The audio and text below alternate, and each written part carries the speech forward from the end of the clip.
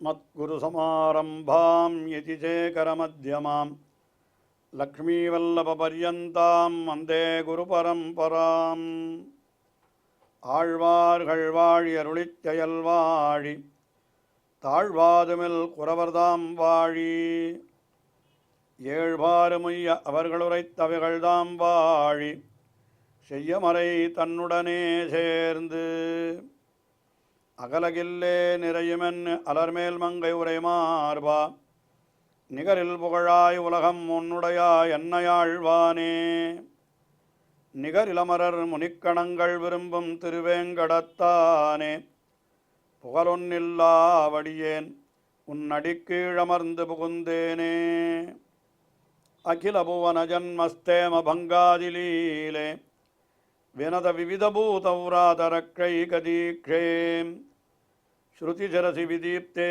பிரம்மணி ஸ்ரீனிவாசே பவது மம பரஸ்மின் சேமுஷி பக்திரூபா श्रीमान् वेङ्कटनाथार्य कवितार्किककेसरी वेदान्ताचार्यवर्यो मे सन्निधत्तां सदा हृदि வேதாந்த தேசிகன் திருவகீந்திரபுரத்திலே எழுந்தருளியுள்ள எம்பெருமான் தேவநாதனை குறித்து அருளிச் செய்த 2 ஸ்தோத்திரங்கள், ஒன்று தேவநாயக பஞ்சாஷத் என்பது, மற்றொன்று அச்சுத சதகம் என்பது. இந்த அச்சுத சதகம் என்கிற ஸ்தோத்திரம் பிராகிருத பாஷையிலே அருளி செய்யப்பட்டிருந்தாலும் அதை நாம் சம்ஸ்கிருதமாக்கி அனுபவித்து வருகிறோம். இந்த பிராகிருத பாஷை என்னாலும் அது சம்ஸ்கிருதத்தினுடைய ஒரு சிதைந்த வடிவம் போலே தான் காட்சி அளிக்கும். அது இந்த ஸ்தோத்திரத்திலே பகவானுடைய பெருமைகளையெல்லாம் அருளி செய்து கொண்டு வந்தவர் 34வது ஸ்லோகம் தொடங்கி எம்பெருமானுடைய திருமேனி அழகை அனுபவிக்கிறார் என்று பார்த்து வருகிறோம். அதிலே இப்பொழுது 36வது ஸ்லோகம் எம்பெருமானுடைய திருமார்பை வர்ணிக்கிறார். எம்பெருமானுடைய திருமார்பு என்னால் அது எவ்வளவு அழகாக இருக்கிறது. திருவார மார்பதன்றோ அடியேனை ஆட்கொண்டதே என்று அப்படி திருப்பான ஆழ்வார் அந்த திருமார்பை தனியாக அனுபவித்தார் அல்லவா தன்னுடைய அமரநாதிபிரான் என்கிற திவ்ய பிரபந்தத்திலே. அதுபோல இங்கேயும் கூட திருமார்பு அது எவ்வளவு அழகாக இருக்கிறது, அதில் எத்தனை அணிகலன்கள் இருக்கிறது என்பதையெல்லாம் இங்கே வேதாந்த தேசிகன் மிக அழகாக இந்த ஸ்லோகத்திலே அனுபவிக்கிறார்.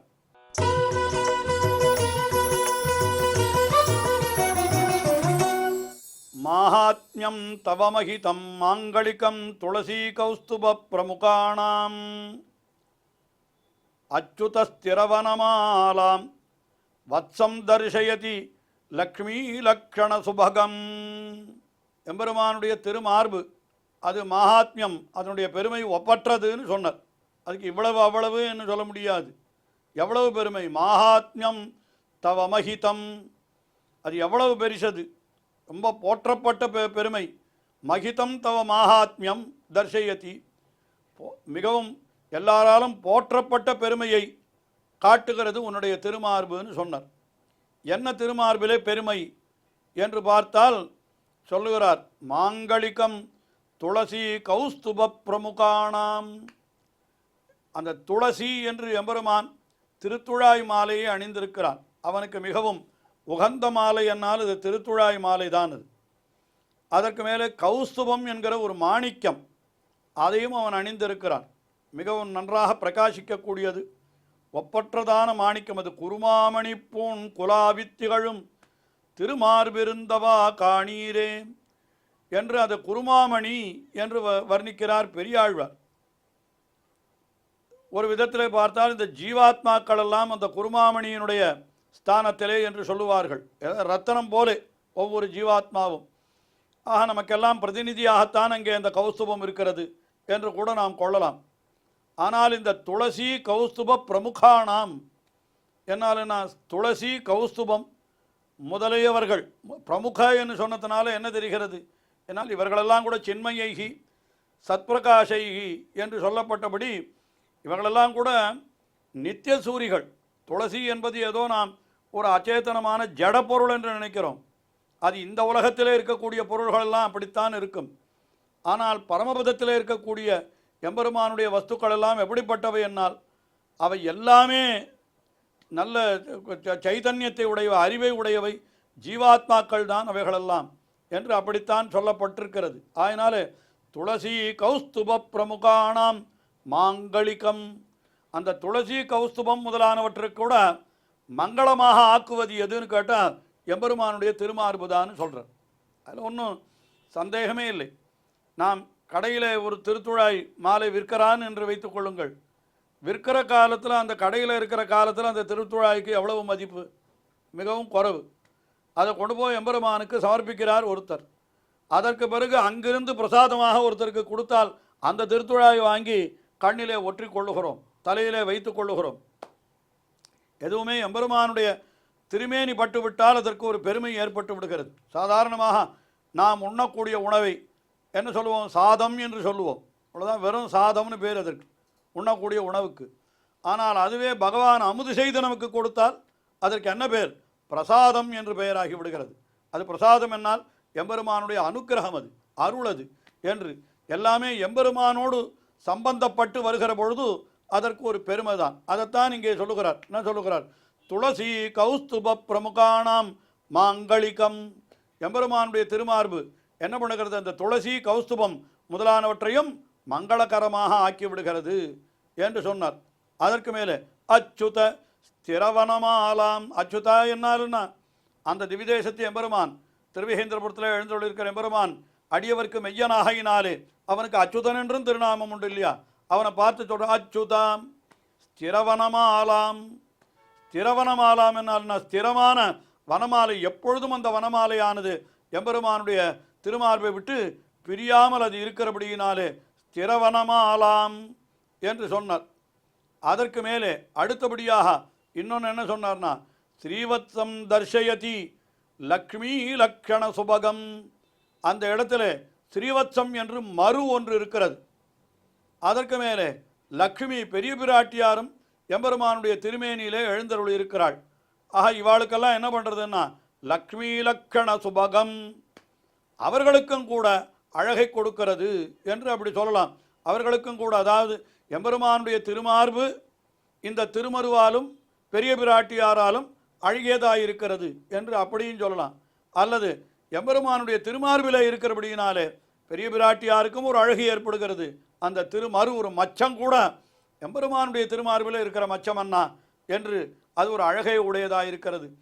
இப்படியாக எம்பெருமானுடைய திருமார்பு விளங்குகிறபடியினாலே இது ரொம்ப பெரிய மகாத்மியம், அது மகிதம், மிகவும் கொண்டாடப்பெற்ற மகாத்மியத்தை உடையது என்று சொன்னார். அதாவது திருமார்பு அதில் என்ன இருக்கிறது என்னால் துளசி கௌஸ்துபம் வனமாலை ஸ்ரீவத்சம் லக்ஷ்மி என்று இத்தனை வஸ்துக்கள் அவனுடைய திருமார்பிலே இருக்கிறபடியினாலே அது மிக பெருமை பெற்றதாய் விளங்குகிறது என்று இந்த ஸ்லோகத்திலே அனுபவித்தார். அதற்கு அடுத்தபடியாக எம்பெருமானுடைய திருத்தோள்கள், அந்த தோள்களை வர்ணிக்கிறார். என்னென்னா இந்த தோள்கள் அதில் தான் என்ன, அந்த தோள்களுடைய ஒரு பெருமையாலே தேவர்கள் கவலையற்று இருக்கிறார்கள் என்று இந்த ஸ்லோகத்திலே தெரிவிக்கிறார்.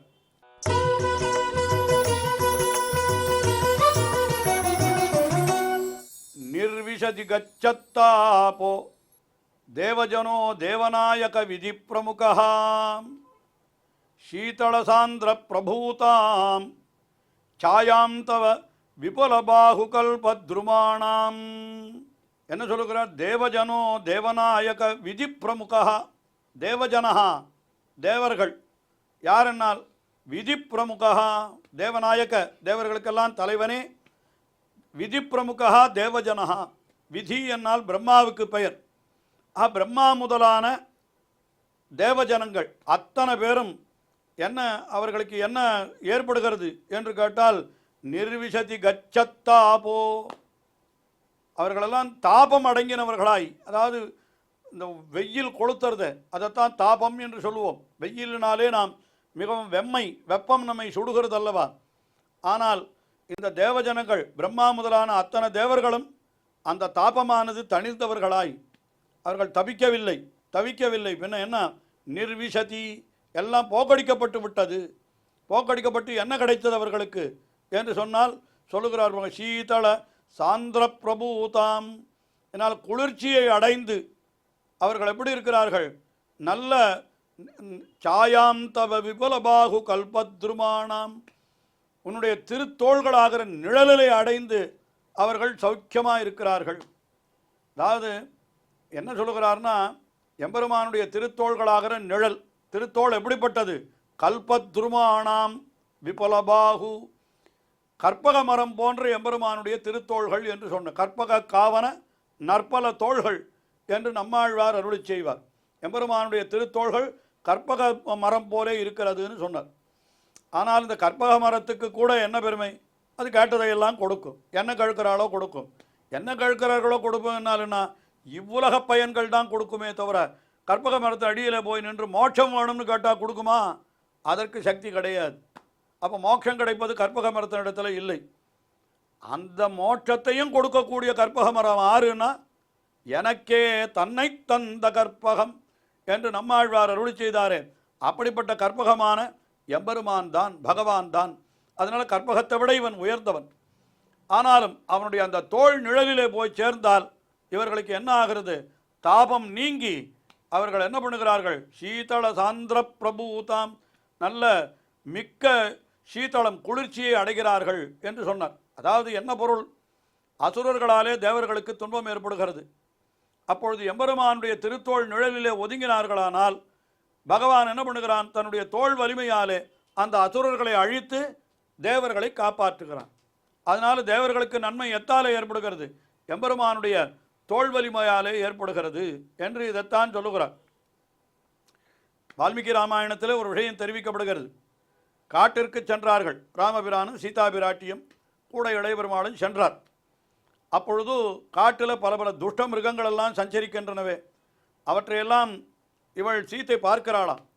பார்த்தாலும் இந்த துஷ்ட மிருகங்களை பார்த்து சீத்தை பயப்பட வேண்டும் அல்லவா? ஐயோ, சிங்கமா, புலியா, யானையா என்று பயப்பட வேண்டுமே.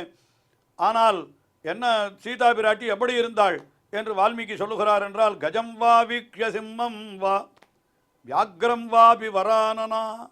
கஜம், சிம்மம், வியாக்ரம், அதாவது யானை, சிங்கம், புலி இவற்றையெல்லாம் பார்த்தாளே, நாகாரேதி சந்திராசம், பயத்தை அவள் அடையவே இல்லை. ஏன் அடையவில்லை என்று கேட்டால், பாகு ராமஸ்ய சம்ஸ்ரிதா, ராமபிரானுடைய தோளுக்கு கீழே இருந்தபடியினாலே அவள் பயப்படவே, தோள் நிழலிலே இருந்தாள் அவள்.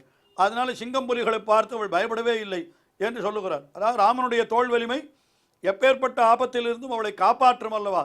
அதனால் ராமபிரானுடைய தோள் வலிமைக்கு கீழே, அந்த தோளுக்கு கீழே இருந்தபடியினாலே ராமஸ்ய பாகு சம்ஸ்ரிதா சீதா நாகாரேதி சந்திராசம், பயத்தை அடையவே இல்லை என்கிறார். இப்படித்தான் இப்பொழுதும் நாம் என்ன சொல்லுகிறோம்? இப்பொழுதெல்லாம் நாம் இந்த மிருகக்காட்சி சாலை என்று சொல்லுகிறார்களே, அந்த இடத்திற்கு போகிறோம். அந்த இடத்திற்கு போனால் பழைய காலத்திலெல்லாம் எப்படி இருக்கும்னு கேட்டால், மிருகங்களை கூண்டிலே அடைத்து வைத்திருப்பார்கள். நாம் வெளியிலிருந்து பார்த்து கொண்டே போகிறோம். நாங்களெல்லாம் சிறுவராக இருக்கிற பொழுது அப்பொழுது அப்படி தான் பார்த்தோம். அப்போ நமக்கு என்ன பயம்? மிருகங்கள் கூண்டில் இருக்கிறது, நம்ம ஒன்றும் பண்ண முடியாது என்று அப்படி நினைக்கிறோம்.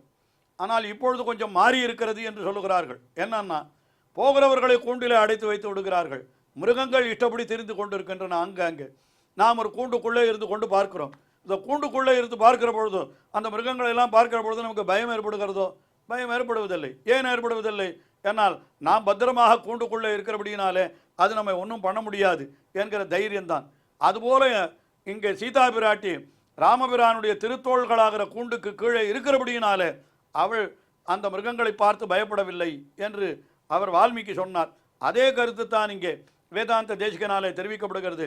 தேவர்களெல்லாம் அந்த பகவான் அச்சுதனாகிற பகவானுடைய திருத்தோள்கள் அந்த நிழலுக்கு கீழே இருக்கிறபடியினாலே அவர்கள் குளிர்ச்சியாக இருக்கிறதே தவிர அவர்களுக்கு எந்தவித துன்பமும் இல்லை. அசுரர்களாலே வரக்கூடிய துன்பத்தை கூட அவர்கள் அனுபவிக்க வேண்டியதில்லை. அவர்களுக்கு அந்த துன்பமாகிற வெப்பமெல்லாம் நீங்கி விடுகிறது. காரணம் எம்பெருமானுடைய தோள் வலிமை என்று இந்த வலிமை மிக்க தோள்களை இந்த ஸ்லோகத்திலே மிக அற்புதமாக வர்ணித்தார் வேதாந்த தேசிகன். தொடர்ந்து அனுபவிப்போம். ஸ்ரீயக்காந்தாய கல்யாண நிதயே நிதயேர்த்தினாம் ஸ்ரீவேங்கட நிவாசாய ஸ்ரீனிவாசாய மங்களம். ஸ்ரீமத் சுந்தர ஜாமா திருமுனிமான் சவாசினே சர்வலோக நிவாசாய ஸ்ரீனிவாசாய மங்களம்.